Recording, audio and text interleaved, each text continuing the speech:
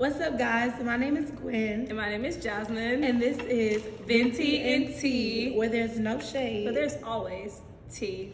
Hey guys, so on today's episode of Venti and Tea, we'll be discussing attachment styles in platonic and non-platonic relationships.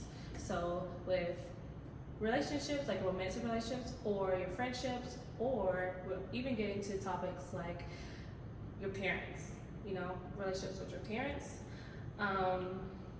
So yeah, stay tuned and see and watch and learn which type of attachment style you have. Can't wait to go with you guys. That seems crazy It to think is. about. So there's 4 different types of attachment styles, right? You have the secure attachment style. You have the anxious attachment style.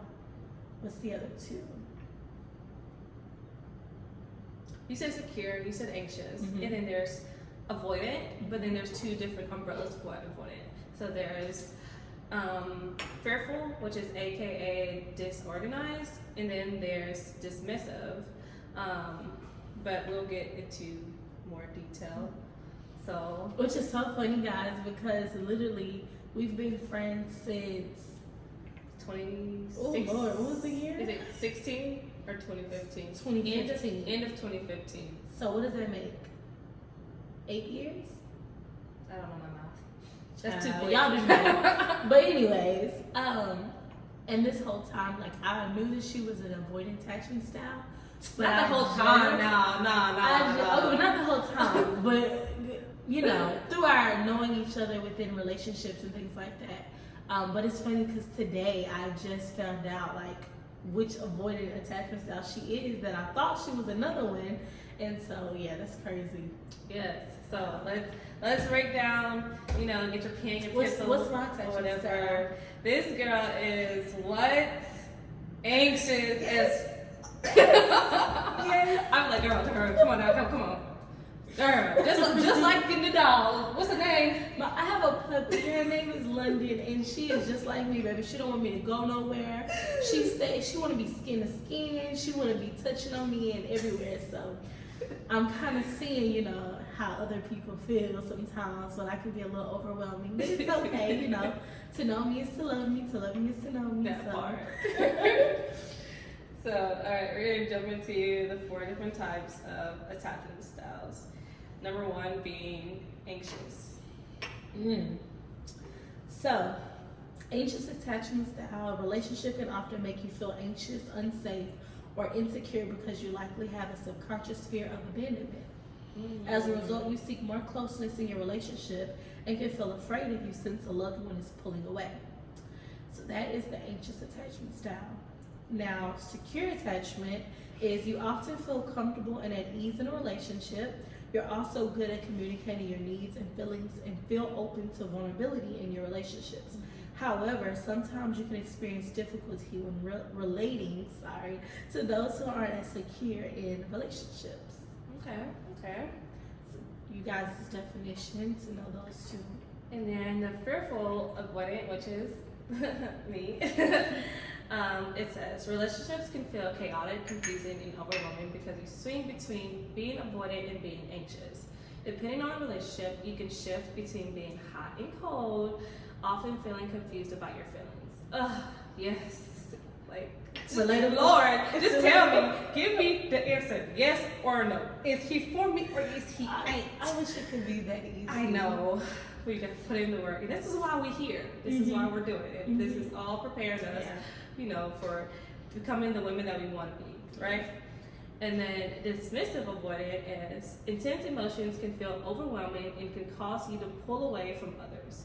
You may find yourself withdrawing from arguments or triggering situations. This need for independence can cause challenges in your relationships and inner conflict for you because deep down you want to connect with others. Ooh, okay? No, she knows. No tea, no shade. But yeah. It's really interesting, how like so many people can go through the same type of traumas, but yet form different attachment styles. You know what I'm saying? Like, that's really weird to me. Comment below what attachment style do you think you have? Yeah, I want to know. We want to know. We're actually going to link Who a can quiz. relate to us? Can you relate to little jazz, you know what I'm saying? Being hot and cold, you don't know, just you stuck in the middle, or can you relate to Gwen? A little anxious. Where you're just like, I just have to. A lot of anxious. You know what I'm saying? Like, Yeah. We're definitely going to link a quiz down below if you want to find out what your attachment style is. And, you know, maybe you want to find out different ways to make yourself more effective, so leaning towards a secure attachment style. So definitely make sure you look for that link. yes. It will be at the bottom. Because what? We're going deeper. Okay. That part. Yes, indeed. So, let's talk about how those attachment styles related to your last relationship. Oh, girl. Like, You what know- was the pros and what was the cons of it? You know, it's actually been a journey. I've definitely realized with this last relationship that I've actually been healing those attachment styles. Yeah. And I'm starting to lean closer on the edge of like that healthy, you know, secure attachment style. But I do believe that our attachment styles are something that just really just makes us. And so it's kind of like you can do so much work, but you also have to accept what's you. You know what I'm saying? You have to also find a partner that's willing to accept that. But with the anxious attachment style, like, I caught myself. Wait, I'm sorry. No, the question was like, how did you think your attachment style played in your last relationship? Like, what were the pros and the cons To it, to being attached? I don't think. Oh Lord, the pros and the cons. Okay, I guess I would say the pros to it is like you're actually able to connect with your partner, you know, on a deeper level, and you're able to give that intimacy and things like that your partner longs for. But I feel like over time it can become suffocating, you know, especially if you haven't did the self work on yourself to try to like focus on the things you need to focus on. It comes into a place where you're in like this codependency eventually, you know. And for the beginning half of it, it's nice because you're in that honeymoon phase, and you're like, okay, you know, as we all do. Yeah, you're like, I always want to be around the you. way. My husband. I'm happy. But yeah, like, you know, you're in that honeymoon phase or whatever, and then, you know, eventually it's like, all right, we're done with the honeymoon phase. Like, let's go do our own thing. Let's, you know, focus on us individually while being together or whatever. And unfortunately, you have an anxious attachment style. Sometimes you choose partners who aren't as emotionally intelligent as they may seem in the beginning half of it, you know. And so then that triggers because when they're wanting more space or they're wanting to go and do certain things, or there's a lack of communication. So you're saying your last relationship, that person was what type of attachment? So my last, oh, that's a good question. So my last relationship, his was a fearful avoidant, so aka disorganized attachment style. Or was it dismissive? No, it's fearful. Really? Mhm. Okay. Yeah. And it's like at times he would be very clingy like me, so then I would be like, oh, okay, like I found my person, you know. And then there would be times where it would just flip and it's like, I need space. Like it would be like a shutdown, you know. And for someone with anxious attachment style, we need a lot of communication. We need a lot of reassurance, you know. And it's like if you're not able to communicate, like, hey, babe, like it's not you. Like I'm having this going on, or I need this. I need some space so I can figure this out, or whatever the case may be. We kind of go to our own, you know, what we feel in our minds, what might be going on. But then that's also something that we have to work on when your anxious attachment style is learning how to actually like heal that inner child, knowing how to put yourself at ease, to reassure yourself. So a lot of questions on like, okay, if they leave, then what? Like, then what? You gonna get back you on still your gonna be the shit. daddy that you are. You still gonna be killing the game. You still gonna take care of yourself. You're gonna continue to grow and prosper. But at that moment, you like, wait a minute, my whole world is You're drowning. But what about you? What was So mine was basically the opposite of what yours were, because you know it's always opposites attract. Me being a fearful avoidant, my ex was very anxious, and I didn't know how to handle that. Like, I wanted to be under you, but at the same time, I need my space in a relationship. And being fearful avoidant, you're like, you don't want to seem, like I said, cold in some cases. You want to be loving and cuddly and all about my man. But then you're like, you start to think, is this my man? Is this the man God set out for me? Yeah. And it's like, wait. Am I doing the right thing? Am I where I'm supposed to be? And you just let other outside noise, affect what you have going on at the time, or I did at the time. And my ex made more than me, and I really wasn't working as much as I should have. I kind of stepped back, and that also played a role in it. So it had me just be like, well, she's really downplaying, because even though she wasn't working, baby was still making money. She still had it money was the money stacked that up. I wanted. She to still was make. bossing, but she playing it humble right now. But yeah, it's a war. It's a tug of war, just like anything. Like, I'm in, but I'm not all in, and that can really cause a lot of issues in a relationship, because it's like you want somebody that's all about you, right? Yeah. You know what I'm saying? And I want to be all about you, but I guess when things get to go right, I feel like something just bound to happen. Something's gonna go wrong, and I have to be prepared for it. And that independent woman comes out to play, and it's like, you ain't gonna leave me high and dry. You ain't gonna have me out here looking crazy and escape before you try to escape. Exactly. Wow. At any inconvenience you give to me, like, say you didn't do what you say you was gonna do. Now I'm thinking, oh no, let me go ahead and make sure I got this in order, because he said he ain't gonna do this, or he not gonna do whatever. And now I feel like I have to do it on my own. And if I feel like I gotta do it on my own, which is like nothing wrong with doing something in your own relationship, which I have to learn that it's not all about both of us. that person, like codepending on one person, because that's draining, right? But I just lost my thing. But you know what's crazy though? It's like, it's funny because a lot of people think that for an anxious attachment style, you're the only one that needs like reassurance and things like that, or communication. But it's both ways, or really in any of the attachment styles, that reassurance and that communication is very important. Because like you said, like if he's moving differently, right, you're gonna be like, wait a minute, let me pull off and let me go do me, right? It's just how you handle what might be going on, how you handle those, I guess, insecurities at that moment. Because at that moment, you're kind of like, well, I must just, escape before he escapes or hurts me. I'm gonna hurt him first. And then I'm kind of like, well, I'm gonna cling on her, I'm gonna show more love, but that's not gonna work. I ain't gonna hurt you first. I'm gonna let God handle it first off. Not really hurt, but you're gonna pull back. You're gonna protect your feelings before you protect them. But in the midst of that, it may cause some type of hurt. You know what I'm saying? Especially if they didn't communicate something correctly, and maybe they didn't mean any harm, but that lack of communication triggered you. And so, what was your attachment style for your spouse? Anxious. So mine. Very, very anxious. You see, like you say, it's always like, it's not opposite. the same. I think that it's meant to be. Of course. I feel like God to makes teach each other. Yes, definitely. I feel like God made that for us to learn, like, things that we need to work on within ourselves and be able to heal ourselves, because we're always looking for like our partner to heal us.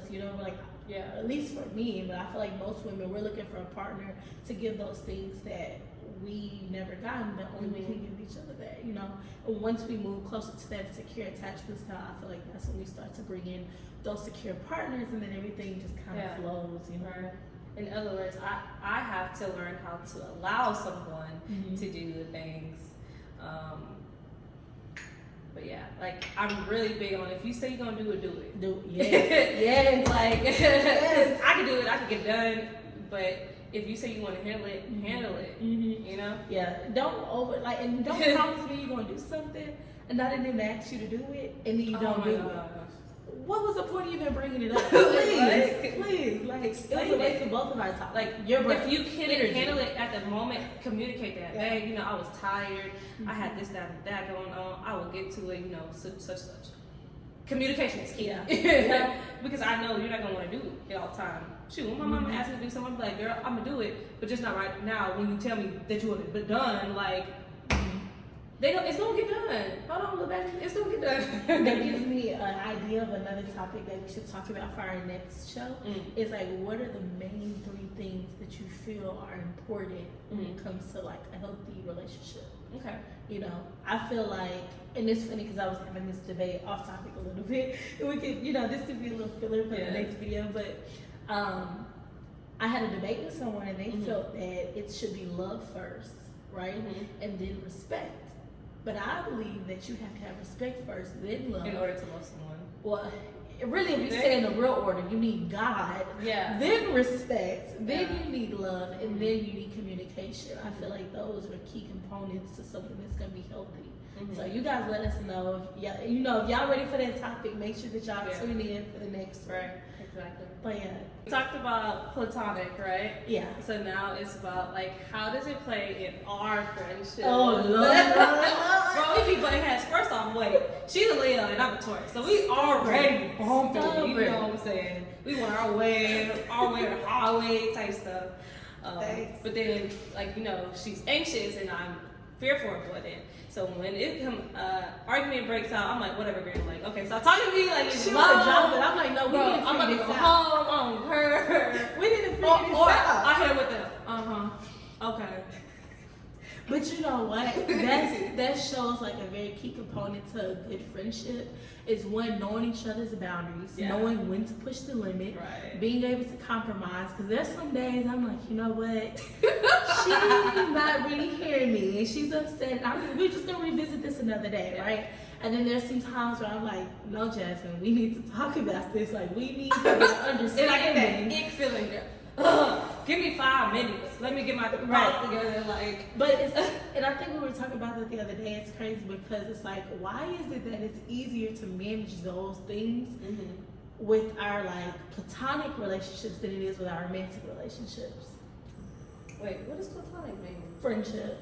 I just said the wrong thing on the thing. No, you didn't. What you say? I said we already discussed our platonic, so let's jump into our friendship. It's okay, guys. It's okay. Look. Cue the clip. Roll this. Edit it. All right. Somebody needs to read the definition. That'll be a little cute moment. No, they got many dumb moments. It's gonna make me look. Okay, I'm educated. I'm an educated woman. Okay, I have a degree. You got degrees, okay? Huh. And what they say, the streets make you smart too, because baby, I don't got no degrees. Oh yeah, street smarts and book smart. Holla at me if you need some. Sis got both. What? What was that? It gave me a lot of energy.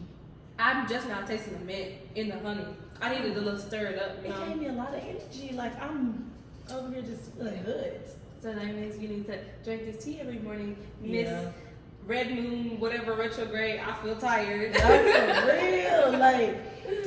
Y'all, off topic, but I don't know if y'all believe in, the red moon, eclipse, Mercury retrograde, but it has me tired. We're recording this on May. It's a Sunday. What is it, May? Girl, it's May 7th. It's 10 days away from my birthday, May 17th. Oh, duh. Should've known. Okay. May 7th, and this retrograde got me tired and emotional. So, yeah. She probably going through it too, but them avoidant attachment styles, y'all. They're gonna avoid anything at all costs. Not at all. Not at all.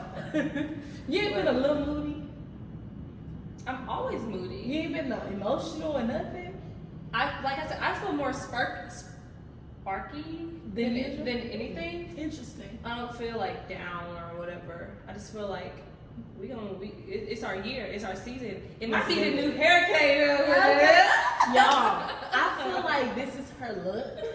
And Oh she my not gosh. really sold I on it. have So to what y'all get think? used to. Okay, look. The glasses be cute, right? But then I take it off, like I be feeling like my granny.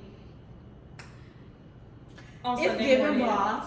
It's giving baddie. Like, It's look at it on the giving. side. I feel like it just needs to be like probably more hair up top, with a little like curl a little bit, fluffier in a sense, you know, a little round We're brush to gonna it. give her a week, y'all. Let's We'll see if see. she love it after that. Remind you, this Very- is a person that's cut their hair how many times? Lots of times. Oh, but this I ain't cut my real hair, baby. No, these curls are still flourishing. We did this video this whole time without the mic. Oh my gosh, but it's echoing. Okay, yeah, we should be good. But let's put it on. Well, pause that video because we're not in a topic. Okay. So that.